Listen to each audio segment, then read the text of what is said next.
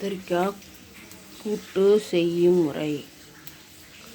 அடுப்பத்தை வச்சு வடைச்சட்டி வச்சு எண்ணெய் ஊற்றி கடுகு போட்டிருக்கேன். கடுகு பொரியுது. ஒரு வெங்காயம், 2 பச்சை மிளகாய்,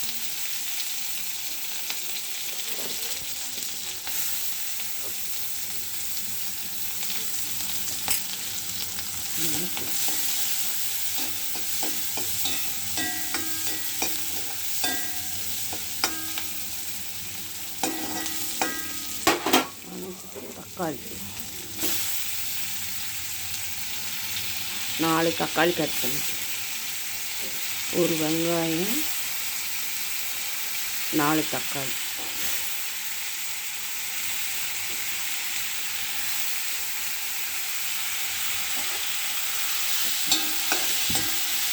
நல்லா வணக்கிறேன்.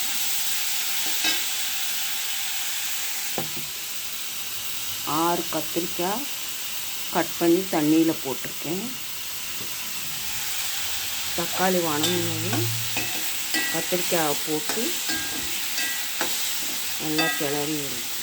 முதல்ல நல்லா தக்காளியை வணக்கிட்டு தான் போடணும். நல்லா வணக்கணும். நல்லா வணங்கின பிறகு காயை போட்டு நல்லா வதக்கி நல்லா வணக்கி விட்டுட்டு கொஞ்சம் மஞ்சத்தூள், மிளகாத்தூள், உப்பு அதையும் போட்டு வதக்கிட்டு கொஞ்ச நேரம் கொதிக்க விட்டு காய் வந்தோடனே இறக்கணும். கம்மியாக தண்ணி வைக்கணும். கூட்டு மாதிரி வைக்கிறணும்.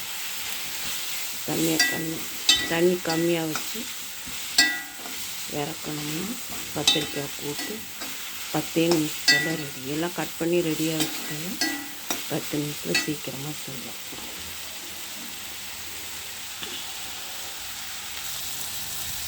உப்பு போட்டு நல்லா வணங்கிட்டு தக்காளி நல்லா வணங்கி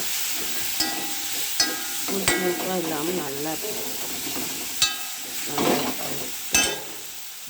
கத்திரிக்காய் 6 கத்திரிக்காய்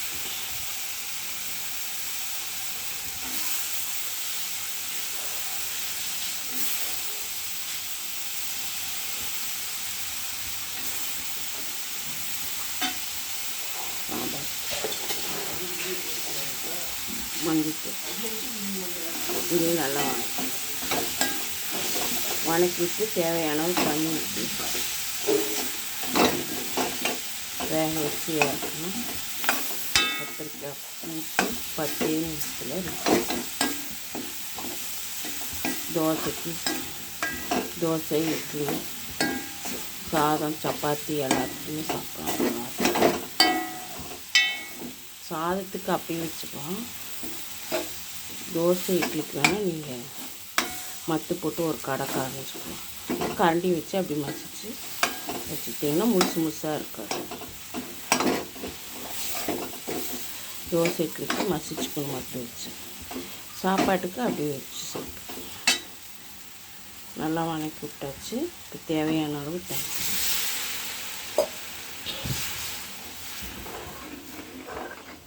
ரொம்ப தண்ணி ஊற்றிடக்கூடாது.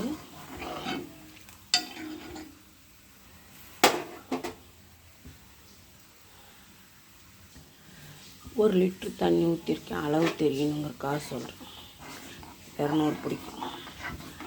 1 லிட்டர் தண்ணி ஊற்றி நல்லா கொதிக்க வச்சு காய் வந்தோடனே இறக்கி கத்திரிக்காய் கூட்டு ரெடி. ஃப்ரெண்ட்ஸ், செஞ்சு பாருங்கள், நல்லாயிருக்கும்.